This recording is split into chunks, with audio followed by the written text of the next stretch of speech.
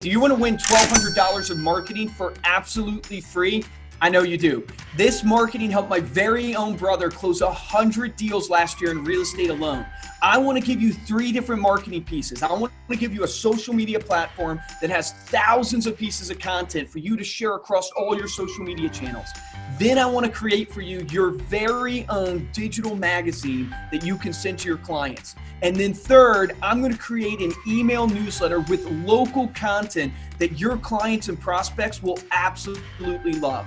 $1,200 worth of marketing, and you have a chance to win it for free. Josh, how do they do this? Go to remindermedia.com/winbig. All of the details are there, but it's super simple. Follow us on Instagram. So we're at Stay Paid Podcast on Instagram. Find the contest post and tag 2 of your friends. Tag 2 people in the comments of that post. Then for a bonus submission, go over to Facebook, find Stay Paid Podcast on Facebook, do the same thing, tag 2 of your friends in the post of this contest. They can then tag 2 of their friends and they can submit themselves. And then the last thing is to make sure that you are subscribed to Stay Paid in iTunes, Spotify, Stitcher, iHeartRadio, Google Play, your podcast player of preference.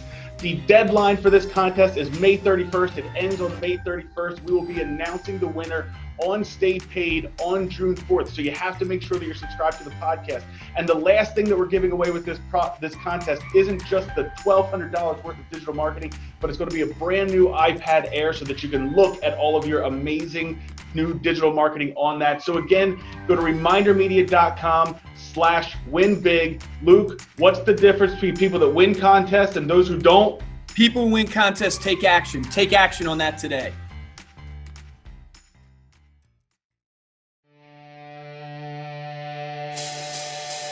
From Reminder Media, this is Stay Paid, a sales and marketing podcast on a mission to help you close more deals and retain more business. Hosted by the VP of Marketing, Josh Stake, and Reminder Media's president, Luke Akery. So get ready to hear the golden nuggets that will allow you to live a life of freedom tomorrow, but only if you take action today. All right, everybody, we are here for another quarantine Stay Paid. We are staying inside, we are staying safe, and we are staying paid here today on the podcast. Luke, how you doing, man? I know you got a little bit of a headache going on there, I have don't you? to tell people, man, this is, I guess, what it takes. We're going to talk about 1%er life today. I guess this is what it takes to be a 1%er. I woke up with a massive migraine, so I've suffered from migraines my whole life. Or I shouldn't say my whole life, since I was a teenager. And, usually, I can take some medicine that hits in this migraine. Not so good. We just did another podcast right before this one, and I ran to the restroom, threw up 3 times. TMI for everybody listening. But I didn't want to miss this podcast. I thought to myself, oh, Josh, you're going to have to take it. But I didn't want to miss this interview because I've been, checking out this guy's stuff. Yeah. We obviously got referred to him. And I think this is going to be an amazing podcast today. And that's just a flavor, guys, of what it takes, to be a 1%er right now. You just got to push through the migraines, do whatever it takes. If you're puking, stay with it. Don't give up. Well, that's quite the introduction. Today on the podcast, we have Dr. Sam Bakhtiar. He is a doctor, CEO, author, world-class bodybuilder, and multi-millionaire entrepreneur. He runs a fitness franchising business, the Camp Transformation Center, with over 100 locations and 2 different supplement and nutrition companies. Dr. Bakhtiar has helped over 100,000 people transform physically and mentally, and he specializes in helping people get to the top 1% in any and every aspect of their life. His 1% Club helps others become a 1%er by rising above. He is also the author of the popular books, The Total Body Transformation Secrets and Becoming a 1%er. Dr. Bakhtiar, welcome to Stay Paid. Thank you for being here. Welcome. Thank you. Thank you for having me. It's a pleasure. Yeah, man, Sam, it's awesome to have you on the show. I mean, we got referred to you, I believe it was through David Meltzer. Yep. And so he was an incredible interview, and just obviously appreciate, shout out to him for hooking us up and being able to get together. Go ahead and introduce yourself to the audience. I mean, of your journey, this life story of what's taking you to where you're at today, business owner, CEO, doctor. Just give us kind of the 30,000-foot view, Cliff Note version of your life. Awesome. So, I was born in a third world country. I was born in Tehran, Iran, and basically we were at a war with Iraq, Saddam Hussein. My dad and my mom got divorced when I was 3 years old. We were under attack every night, bombings every night. My mom decided that when I was 11, she didn't want me to go to army and get killed. So we left, my former country with $500, one luggage, single mom, and came to United States. And when I was coming to United States, I was thinking I'm coming to Beverly Hills because that's what I saw on TV.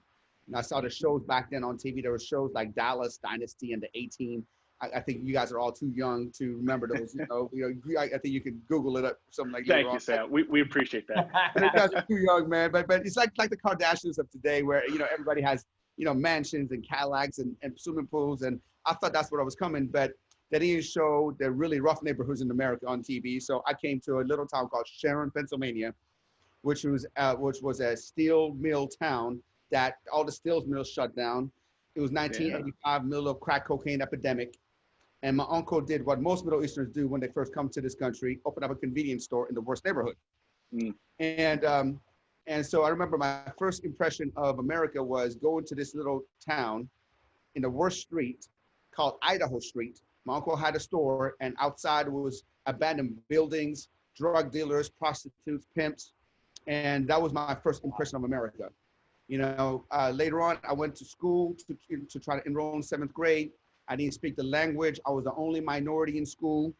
And, I got picked on, bullied, beat up, you call it. I went through it. I tried out for the basketball team because they didn't have a soccer team. I didn't know anything about basketball, but I tried out anyway. I got cut from the basketball team, was devastated. I told my mom I'm going to go back to my old country because I didn't like America, because everybody was making fun of me. I didn't belong. I had no friends. My mom said, that's not a choice. Go to the boys club after school, practice basketball, get better. While I was going to this boys club to get better, I fell in love with weightlifting. And, I knew that's what I wanted to do. I want to transform, my body. And not only I transform my body, I transform my way of thinking. I transform as a person because of weightlifting.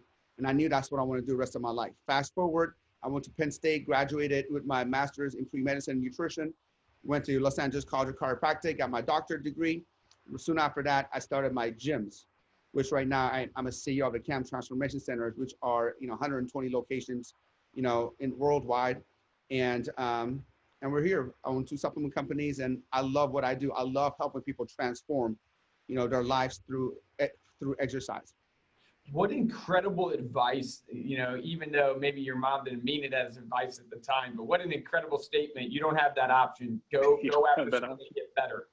I mean, we really didn't have that option. We left the country as refugees. That means that we came to the United States, say, United States, help us. We don't want to be there no more. They're mistreating us. Please take us in. And I would, this country is the greatest country in the world. We came here for an opportunity. We came here, and God, this is it. And that's why. I'm a huge fan of the United States. I wouldn't be where I am, because if it wasn't because the United States, the opportunity it provides and the freedom that it provides us. No, that's amazing. Yeah, that is amazing. Talk about this 1% Club. What is that? What kind of led you to form this? And then what do you consider the 1%?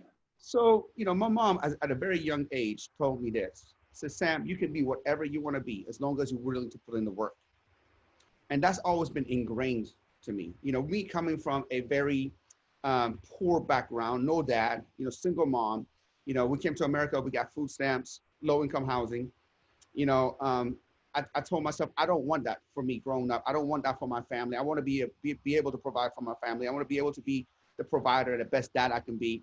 And I'm willing to do whatever it takes. And I meant whatever it took. I was like, all right, do I need to get up at 2 o'clock in the morning? Do I need to get up at 3 o'clock in the morning? Do I need to work all day? Tell me what to do, and I'm willing to do it, because I don't want to go back. I do not want to be poor. I don't want to be on food stamps. I don't want to be made fun of. I don't want to, our car breaking down every single place we go. We have to push start it. We have to push my mom's car so she can pump it into the clutch so it can smoke all the way back home. I got sick and tired of it. I'm willing to do whatever it takes. And for the thing for the 1% Club, when I first launched 1%, I got a lot of slack, because people were like, well, okay, because you're rich now and you have you're shredded, have a great body, you're rich, you think you're better than us. It has nothing to do with that. 1% is all about you becoming the best version of yourself. 1% is all about you going against the grain. 1% is all about where people are doing everything that's popular these days. You're doing the things that's unpopular. You're sticking to your goals. You're sticking to your plan. You know, and 1% doesn't matter where you are now. All matters is where you are, where you want to be, and the price you're willing to pay to get there. You know, so I wholeheartedly believe that. So when people come to me and they have goals, they have ambitions, or whatever it is, whether it's financial, whether it's physical, whatever it is, and they're not willing to put in the work, it's just talk. For me, I automatically disassociate with that. You know, because I wasn't that guy. Ever since I was 14 years old, I got up at 3 o'clock in the morning. I remember I got through because I wanted to better myself. I got up at 3 o'clock in the morning. I went to the gym. I went to school. Came back. I still practiced. You know, so at some point, you got to be obsessed about your goals, obsessed about what you want to do. You got to be in pain. I wholeheartedly believe that when the pain of staying the same is greater than the pain of change, that's when change happens. And the problem with a lot of people is that they're not in pain enough. They're just comfortable. They're okay. They say they want to get better. They say they want to achieve something, but they're comfortable. They're not willing to move. So that's, you know, that's the whole gist of it. Dude, that is so true, man. That is, I mean, the amount of people talk is so cheap. And like, I've always kind of framed it up as we've grown ReminderMedia here, and we've had the ability to work with tens of thousands of clients, but also our own employees. It's just the difference maker between the 1%ers, the top producers, and the others is not necessarily their talent or their smarts. It literally is in their discipline. And you said the word obsession, like, you know, you got to be obsessed, and that's truly what it is. I mean, you have to be kind of like Kobe Bryant was. You have to be obsessed about success, that you are willing to do whatever it takes, and you have the discipline day in and day out, and there's no one small little win that's going to make it happen. It's the cumulative effect of doing it every day, day in and day out. And I'm sure you've seen that in building your gym empire and building everything you did there. What was the hardest part on building that business, right? You said you have 120 locations. What was the hardest part of building that business? Well, you know, that business, when we first started, we didn't start off as, okay, let's build 120 gyms. You know, I was just a guy who loved working out. I'm like, okay, I love working out. You know, I love getting in shape. I love helping people. And as long as I can help people make some money and still keep working out, keep doing my bodybuilding, I'm happy, you know. But when you do well by people, when you get people in shape and you do good by people, people want more of it. So when people start asking Sam, so, you know, you have this location here, but we want this over here. And we want this location, we want this in this other town, we want this in the other town. So next thing you know, we expanded a little bit. We expanded, you know, had a few locations. And then somebody comes up to me and says, Sam, I want to open up my own camp. How am I supposed to do this? I'm like, really? I'm like, I ignored them. They came back to me again 4 or 5 times. Sam, I want to open up my own camp. I'm like, well, I don't know what to do. I'm like, you know, I guess we could open one up. I called an attorney up, write an agreement. It was a licensing thing. I didn't know what a franchise was. You know, they opened up first one. Next thing you know, people found out that it was like a business opportunity. The next thing you know, I'm getting flooded with information. I'm like, whoa, this is for real. So maybe I need to start franchising this. I looked into it at the time. I'm like, oh my God, franchising seems complicated. I don't really want to do this, but this is the next evolution that was brought on to me. You know, I wish I was that genius guy who sat down and, this is what we're going to do. No, it all came organically to me, you know, and now we're here. Yeah, I mean, the lesson there, we've talked about it before, is it's the idea of when an opportunity comes or you're asked to do something, you say yes, you figure it out later. Yeah. You know, you don't have the opportunity to sit there and build out this huge, massive business plan. You just kind of figure it out as you go. So you've got this book, Becoming a 1%er. What are some of the tips? What are some of the things that you're telling people to get them to that mindset? I mean, you're really talking about a mindset, but is there anything else there that, you know, you're advising people on how to break into that 1%? You know, for me, you know, it's all about daily discipline. You know, here's, let me give you an example. You know, let me give you an easy example. You know, like most people, on the beginning of the year, they want to lose some amount of pounds, get in shape. Let's just use a round number. I want to lose 50 pounds, you know, this year in 2020. 2020 is going to be my year. They said that in 2019, 2018, 2017. Every year they're going to be their year, but somehow it wasn't their year. You know, and it wasn't their year, right? So the problem is this, like, you say, okay, I want to lose 50 pounds. That's cool. You can write that. I have goals. I'll sit down and I write my yearly goals too, just like anybody else. I read them every single day. But the problem with that is that, okay, so you got to lose 50 pounds in a year. That's your goal. What are you going to do daily to going to get there? What are you going to do daily? And how are you going to put that in a schedule form so it happens automatically? See, every single day, we have to make decisions. As soon as you get up, you have to make a decision. What are you going to wear? What are you going to do? What are you going to eat? What meeting you're going to go to? So there's enough decisions that you got to make. There's something called decision fatigue that you got to be like, oh my God, man, another decision I want to make. I want to make it. But if you have it on your schedule, look, this is a schedule. I have a daily plan. I have a daily plan every single day, from what time I'm going to get up, what time I'm going to have breakfast, what time I'm going to be on Zoom with you, what time I'm going to have family time, what time I'm going to get in the pool with my son. It's all on a schedule. So I make sure that every single goal that I have is translated into my daily activity. See, a while ago, I sat down and I had a come to Jesus meeting with myself. And I said, Sam, what are you about? What do you want to do? What is your top priority? Other than serving God and serving humanity and being a good person, what is my top 3 priorities so that I can concentrate on the most important things? And I came out with this. Spending time with the family is my top priority. Number 2, providing for family. And number 3, staying healthy so I can do 1 and 2. So every single hour of my day is focused towards those 3 activities. Nothing more, nothing else. So I encourage people to don't have any white spaces on your calendar. White spaces on your calendar is the devil. As soon as you get up until you go to bed, you need to be productive with your goals and what you need to achieve in life. Let me ask you a question. Let me ask you guys a question. What is more important? What is more scarce? What is more valuable? Is money more valuable or is time more valuable? Time, baby. Time? Do you agree, Josh? You guys agree? Yes. Okay. Yeah. So if you agree that time, and pretty much 99.9% of the people will say time is more valuable than money, right? Money you can always make back. Time you won't get back. I will not get back this past hour, right? So let me ask you another question. Other than rap videos, right? Other than seeing other rap videos, do you see people walking around on the street? Do you see people walking around on the street and just throwing money away? Do you see that? Nope. You don't see that, right? Okay. But let me ask you another question. Do you see every single day, all of us, wasting time and not being productive? Yeah. Oh man, that's good, dude. That's good. So if everyone agrees that time is more valuable than the money, and we don't go around and throw money away, we're throwing something more important away. We're throwing something more valuable away every single time. Like, everybody's like not in quarantine. Everybody's on quarantine. Like, I saw a meme the other day on Facebook, Instagram, whatever it was. It says, I finished Netflix. You mean to tell me you're going to use this God-given time for you to reflect, for you to get better? You can start exercising that you wanted to. You want to spend time with your family that you wanted to. You want to start working on a business, read that book that you wanted to. All these things. But what you're going to use this time to rot your ass on the couch, finish Netflix, and just don't do nothing with yourself? Come on, man. Man, if you could visualize like what you're saying, if we could actually create throwing time away as a visual, and if you take that time that you're spending and actually visualize what Sam is talking about, which is picture yourself just throwing dollars out the window when you're not being productive or you're not doing something scheduled, it's so powerful.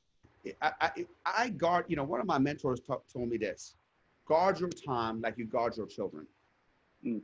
So I'm the most selfish thing. For me, I'm very stingy with my time. That doesn't mean that I don't meet with people, I don't do this, but it's going to be on my time, on my schedule. Nobody's going to walk in right now. Nobody's going to walk in right now and say, "Hey, Sam, can I see you? Can I talk to you for a minute?" I'm like, no. Get on I will talk to you, but get on my schedule. Because I'm not going to live forever. If you do the math, by the time you factor sleeping, factor working, factor commuting, you really live 8 years. You really have 8 years to do what you want to do in life. Okay, so figure it out. Are you going to waste it? Are you going to waste it, or are you going to be productive for it? You know what I mean? And you know, I don't want to use that 8 years that I have in life watching TV or doing anything that's not going to serve what I want to do. So you mentioned quarantine. What are you doing right now? How have you been spending this time? Have you changed anything? Nothing. There's nothing's changed. I still get up at the same time. I still work out at the same time. I work out at home. You know, I work out. Thank God I have a nice gym at home. But if I didn't have a nice gym, guess what? I can do body weight exercises. I can go for a walk. You know, I'm going to do that. Nothing has changed on my schedule. There's nothing changed. I still work till 4 o'clock. And after that's family time. You know, 4 o'clock on, my phone goes off. I'm 100% present with the family. Because nothing's going to change. For me, you know, this is, you know, this is not okay, you know, God's given vacation for me not to do anything at a rock. You know, I'm still going to push forward. I still got goals. My goals, my goals are not going to sleep. I'm not going to give up on my goals because I can't go nowhere. Thank God we're living with a technology. We have the phone, we have our laptop, we have, you know, we have books. We have so many things that we can do. We can, you know, let's do stuff that serves us. Mm-hmm. What's the biggest mistake you see entrepreneurs making as you, I mean, because you're connected to a lot, you have a huge following. What's the biggest mistake you see people making where they aren't effectively doing that? They're throwing away. That's a great question. They're chasing too many things. They're chasing too many things. They have a shiny object syndrome. Everybody, you know, I think humans naturally they have shiny object syndrome. You know, they do this a little bit and they do that a little bit and they do that a little bit and they get sidetracked and distracted. Next thing you know, they're doing a bunch of little things and everything half-assed, nothing perfectly. You know what I mean? So I see entrepreneurs just doing this for a little bit and then, you know, they want to hit a home run after one day or after 1 week or after 2 weeks, right? And then they switch gears and they switch gears. You know, if you want to get good at anything, you got to put in the time. You know, we all know the Malcolm Gladwell's book, the 10,000 hour rules. You know what I mean? And people just want to become experts overnight and become successful overnight. That's not how it works. So shiny object syndrome and being distracted is the #1 killer of dreams for entrepreneurs. Cool. No, that's so good. I see that in our own, like Josh and I obviously run ReminderMedia. And one of the things over the last couple of years that we definitely have seen is that there's so much opportunity out there. And even ourselves, it's drowning in that opportunity, meaning you're chasing everything and you're pushing the balls. And one meeting that we had with our company, I said, one of the mistakes we made is we had like 4 different ideas, 4 different projects we're pushing forward. And what happens is you push each of them forward 10%. And though you're working so hard, you're really not making any progress. And you're almost better off obsessing and focusing on one thing until you drive that to the finish line, drive that to the touchdown, and then moving to the other thing. If you look at people who invented things, people who are successful, you know, the focus is the main priority. And look, I'm no different than anyone here. So I'm not telling you I'm super focused. We're naturally, as human beings, we're distracted. Today, more than any other time in the world, because we got what? We got text, we got email, we got Twitter, we got Instagram, we got Facebook, we have this, and we have that. And by the way, when I really make it in this world, I'm not going to have a phone. If you want to get a hold of me, fax me. That's, you know, if it's that important, fax me. You know, because I just think that you know, people got an OCD look.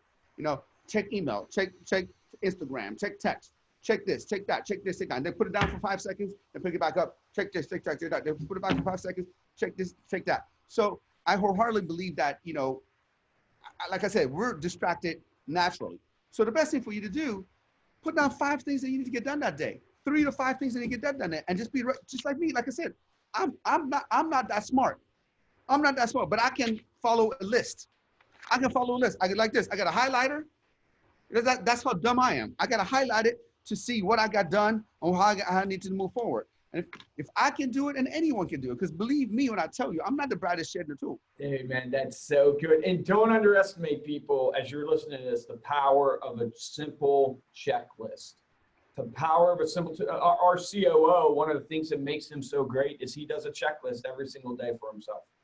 Every single day of what he wants to accomplish. And it just don't underestimate it, because it helps keep you focused. And then also you get that effect of when you cross things off that checklist, what do you call it? The dopamine or whatever, the adrenaline rush. Like, it feels good to accomplish things. Absolutely. You know, my wife is not a fan of a checklist, but so we do this experiment all the time. You know, whenever she goes to the grocery store, she comes back, guess what? Oh, damn it. I forgot this. I got to go back. You know what I mean? I'm like, see, you got to check this. All you have to do is check it off, check it off, check it off. That's all you got to do. Nah, man, I agree 100%. There was a great book. I forget what it was called. It's on my windowsill. Getting Things Done. That's what it is. Yeah. Getting Things Done. That is a great book that talks about filing systems and checklists and all that stuff. Because what you're saying, it resonates so much with me. Is like the ADD of business, the ADD of entrepreneurship, where you're chasing so many things, you're not focused. And the hard part about it is it's not that you're not working hard. You're just not working focused. Let me ask you this, man, because I'm a junkie for self-development, right? And I can tell that, man, you are just like a self-development guru. When you look back on the empire that you've built, right, and the successes that you've had, what are some of the routines that you've implemented in your life that you stick to, that these are the routines? You talk about a checklist. What are some of the things that you've implemented in your life that have driven success for you? I can honestly tell you one of my number one routines is working out first thing in the morning. Okay. So especially if you are an entrepreneur. Now, that doesn't necessarily mean everyone needs to work out first in the morning. You got to work out. You got to have a workout routine. And it needs to be happening on a daily basis. I don't believe in a day off from working out. I believe in that you know, you can't go 100% every single day, but you can go at 50%, you can go at 60%. People say, how many days a week do you need to work out, Sam? I'm like, let me ask you a question. How many days a week does your heart beat? How many days a week do you pee? How many days a week do you breathe? So for me, working out is not like, okay, I got to go kill myself every day in the gym. Some days I go in there and I can give it 100%, but some days I can't. Guess what? I go at 50, 60, 70%. But for me, movement is life. And movement is not just, it used to be about, oh, how big my gun's going to be and how I look on the stage. It's not about that. It's about me, first of all, be able to overcome stress. Because as an entrepreneur, me having 120 locations, over 400 employees, there's some stress associated with that. You know, so there's a stress associated with home sometimes. There's, you know, so for me to be able to I can't even say that word. Yeah, see, I told you I'm not that smart. Yeah. You know what I mean?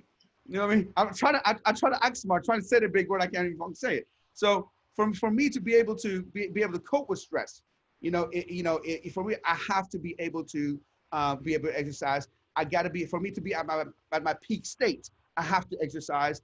And so that's my number one routine. I have to eat well. For entrepreneurs, like, you're going to war. You know that. There's fires to put out. There's obstacles going on. And you want to go to war, and you want to make sure when you're at war, you're in your top peak state. You want to make sure your body's working right, your mind is clear, you got good nutrition, and be able to do that. I don't understand when I see entrepreneurs, 50, 60, 70, 80 pounds overweight. Matter of fact, this is what I do. I mean, I don't care. Sometimes I'm downright rude. But I was speaking to a conference, to a bunch of entrepreneurs. I saw this young kid, who's an entrepreneur, Gucci everything, Gucci glasses, Gucci shirt, Gucci shoes, Gucci'd out. But he was severely overweight. I'm like, dude, come on, man. Why don't you trade that Gucci and get it like a Gucci glass and get a personal trainer? Why don't you trade that and do something for your health? I don't understand that. I don't get that. You know what I mean? So, so I wholeheartedly believe that you got to be at peak state, for you to be able to do that. I also believe that there's no such a thing as balance. There's no such a thing as balance. Balance is a myth. Balance is always going to be myth. Balance is for average people. Am I a perfect father every day or perfect husband every day? No. Am I perfect, on my workout every day? No. Am I perfect at every single thing every day? No. There's some days I just fail as a husband. I fail as a dad because I got to be at work and do what I need to do till midnight. Okay. But guess what? I try to make up for it another time. So in one day, there's no way that you can be balanced.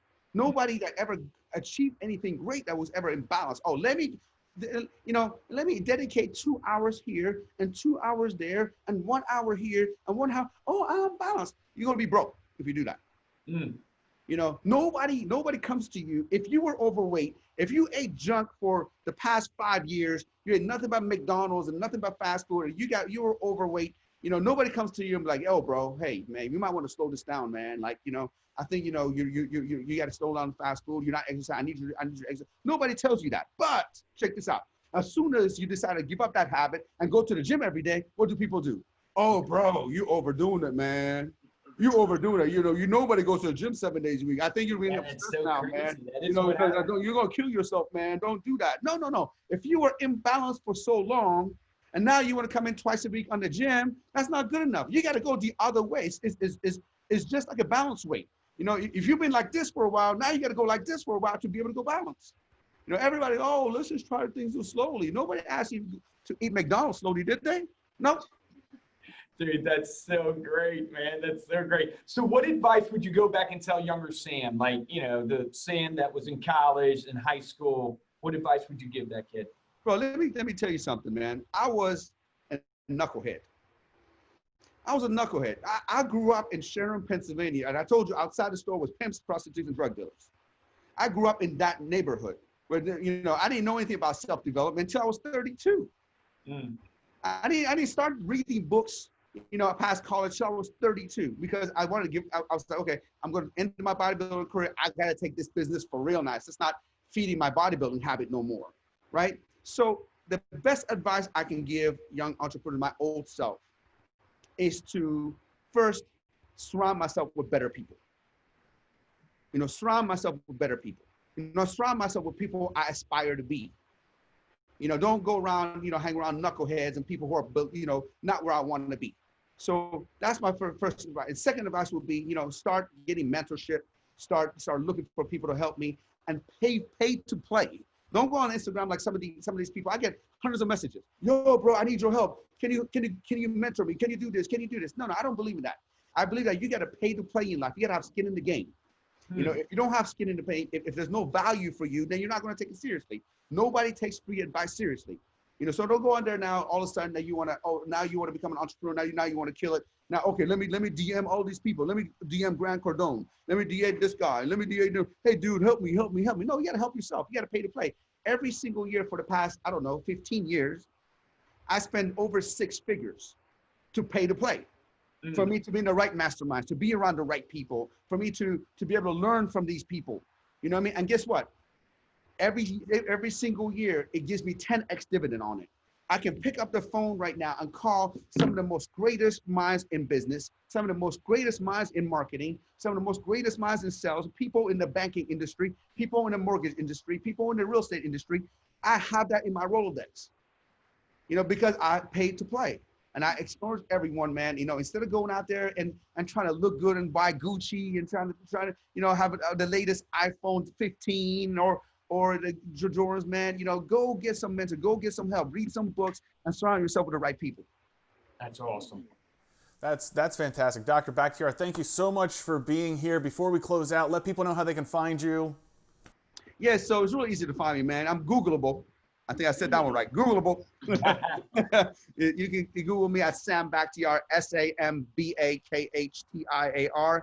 My Instagram is the same. I'm very active on Instagram, and also if somebody wants to, text me, they can text me directly. 909-200-4015. That's 909-200-4015. That's awesome. Great message, great inspiration. I know Luke and I have been following you for a while, so I'm hoping everyone that joins this podcast will jump on that and follow you as well. So thank you so much for listening. You can dive into this episode, get all of those links that we mentioned, as well as see this video over at staypaidpodcast.com. And if you're interested in supporting the show, which I know you are, there are 2 ways we ask you to do that. First is to head on over to iTunes, give us a 5-star rating, leave a comment, and then tell a friend about this podcast. For this episode of Stay Paid, I'm Joshua Stike. Guys, and I'm Luke Acree, and man, if you're not fired up, I've been working through a migraine and listening to this program, and I call it a program, listen to a podcast, man, that's even got me fired up. That's unbelievable, the story, being a refugee to where you're at today. And I think the action item is real simple for everybody. It's discipline. And how do you add discipline to your life? Think about what Sam said about the white space on your calendar. That white space on your calendar, man, is from the devil. Man, you need to put and get yourself disciplined, get your calendar set, and then abide by that calendar, that to-do list. That's a simple action item that will keep you focused to move your business forward. That's the action item from this podcast, is get yourself a to-do list, a calendar that you actually honor, not a fake calendar. And all of you know what I'm talking about when I say fake calendar. all of us have these calendars that we don't really honor. I'm talking about a real calendar that guides your life to help you hit the goal that you want to hit. Stop throwing away time. If time's more valuable than money, stop throwing away time. Remember this, the difference between a top producer and a mediocre producer in every single industry that I've worked in is top producers take action. So take action on that today.